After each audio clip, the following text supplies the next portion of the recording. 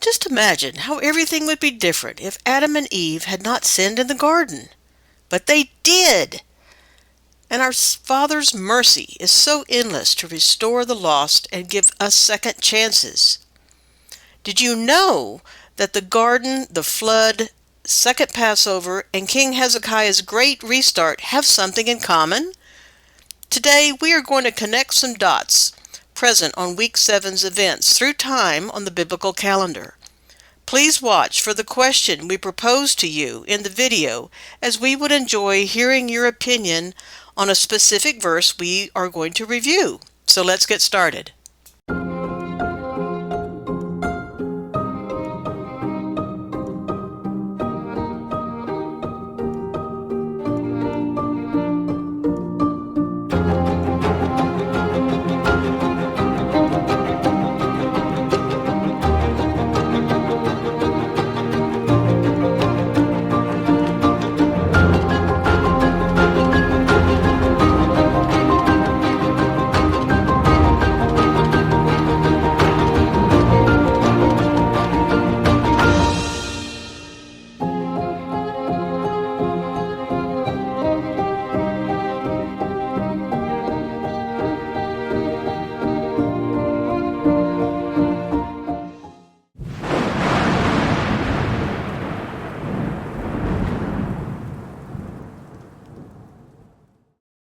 Hello there, this is Joshua. I'm going to read to you the notes on week 7. We are in the 43rd day of the year, the 4th day of the week. They are counting the Omer of day 18. The next day is 2nd Pesach, and counting the Omer day 19. 2nd Pesach was created during the Exodus. Unclean men who could not keep Pesach at the appointed time in month 1 are able to keep a second one.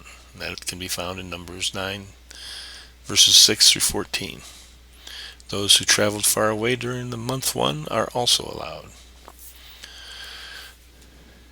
King Hezekiah reinstitutes Pesach, and he does this at 2nd Pesach. They missed the first one. What happened to the Zadok priests of the time? Okay, so the children of Israel celebrated the Pesach for the first time in a very long time with great joy. In 2nd Chronicles it says, Hezekiah sent to all Israel and Judah and wrote letters also to Ephraim and Manasseh, that they should come to the house of Yahuwah at Jerusalem to keep the Passover unto Yahuwah, Elohim of Israel. Has anyone else pondered how there are 3 groups in the above verse? We have, if Israel equals Ephraim and Manasseh, then there is no logical need to state them separately, unless they were separate somehow. We have our own ideas about this and encourage you to comment on this verse, what you have discerned. In the future, someday, Yah willing, we want to do a video on the groups of the Exodus. During the counting of the Omer, and Yah's people learning about his Shem, or name, which in Yehudiath means name, character, breath, fame, and reputation, the people are getting 2 examples on this day of the ability of Yah to include those who were not able to be included at the appointed times. They learned with Moses people unclean from contact with death were allowed time to mourn and then included back in. So too did King Hezekiah deal with unclean people and prayed for them. Notice that Yah accepted his words. Note that Yahusha, another king, states the following in John, which also relates to a king being able to speak words of life and restoration unto changing the state of the people. In John 15 we see, now you are clean through the word which I have spoken unto you. Counting the Omer, day 20. This is also the day that Moses and Yasharel arrive in the wilderness of Sin to camp. Sin, H5512, pronounced Sin, is spelled Samak Yod Nun. It is interesting that Sini, where they are heading, is spelled Samak Yod Nun Yod. Discussing the meaning of words and the letters to compare these names is something that will be done in the Yehudiath class. King Hezekiah and the children of Israel are keeping the Feast of Unleavened Bread, day 1. This is not the normal time of unleavened bread. This is after their second Pesach.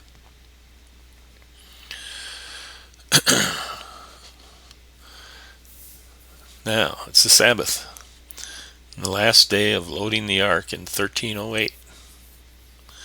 Looking through time, Father is taking his people into a safe place, the ark, in order to restart his people again after the coming destruction. And Moses is leading the people away from everyone else into a wilderness to start a nation.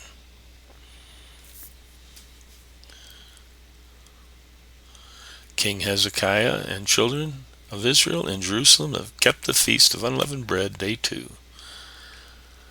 At the same time, King Hezekiah is restarting the keeping of the Torah and the feast to reset the nation yet again. Eve deceived by the serpent on day 22 of counting the Omer. It's the 47th day of the year. And here's the day Jubilees records as the day that started all the other stories, all the other events that would come into play because of disobedience and deception. Very interesting, the other events in the days next to this of resets and restarts. In Noah, the doors are being shut in the evening, and Yahuwah opens the 7 floodgates in the deep. This is day 1 of the flood. So, 1,300 years after Eve is deceived, after Adam and Eve are deceived, is the first day of the flood. The floodgates and windows are opened. Noah was 600 years old when the flood began. Please note that this verse does not say this was Noah's birthday. It is simply mentioning how old he was when this started.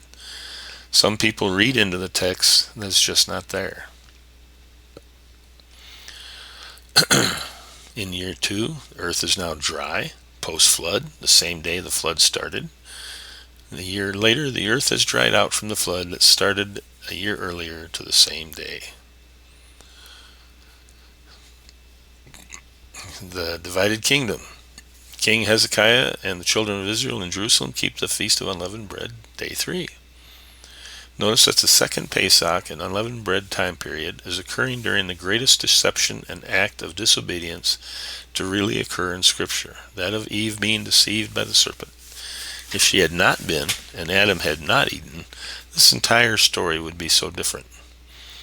Is this not Yah showing us that through keeping the Pesach, obeying his firstborn son of Yahusha, whom Moses said you must obey and follow, keeping the instructions of Yahusha, to beware of the leaven of the Pharisees, to realize your bread could be polluted, that when we do these things, we can be spared and do a restart in our own life to avoid being deceived. Look at how during the worst things that happened in the past, the fall from the garden, flooding of the earth through time, Moses is raised to deliver people, and Hezekiah, whose name means strength, grow firm with Yahoo, is restoring worship and restarting things yet again. Omer, day 23. This would be the 18th day of the second month. It's day 2 of the flood. King Hezekiah and the children of Israel in Jerusalem are keeping unleavened bread, day 4. The next day is counting the Omer, day 3 of the flood.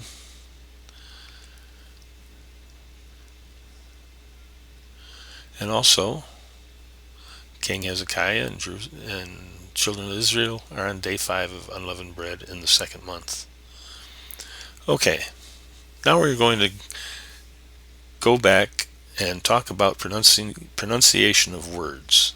What I meant by going back was sin instead of sin or Sinai. Part of my issues with learning Yehudiath is the inconsistency of vowels. You know how they say, oh, there are no vowels in Hebrew. Well, that's a big lie. Even Josephus said the priests have Father's name on their bands, on their forehead, and it is 4 vowels. E, A, U, A.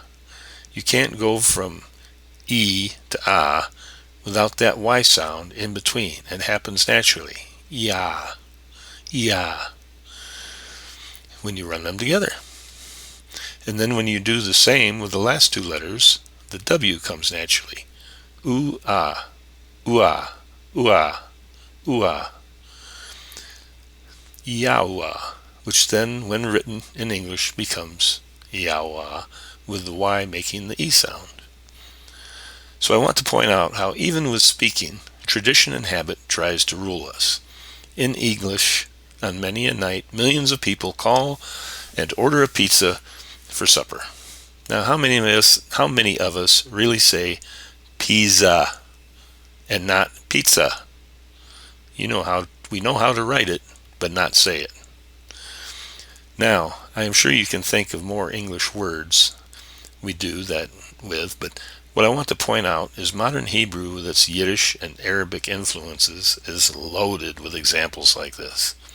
The aleph is a vowel, the yod, the vav, the hey is given a vowel sound of ah. Ayin is anything from E, I, or O, seemingly no given pattern. And then there is the pronunciation of letters that are not even there, adding ah to half the words they say when it is not there. David is actually Dude. The tribe of Levi is actually Louis. If you try to pronounce correctly when in a group of people, they don't know what you are saying. But when you start learning the original language, you start looking for what is important. Where are the words that are not interpreted correctly? Where does it say something different from the English? And that is why we are so interested. I am absolutely thrilled when I read a verse and the Ruach says no, just don't feel right. And I go to my wife and ask her to read it, and when she does, is just amazed when it is different.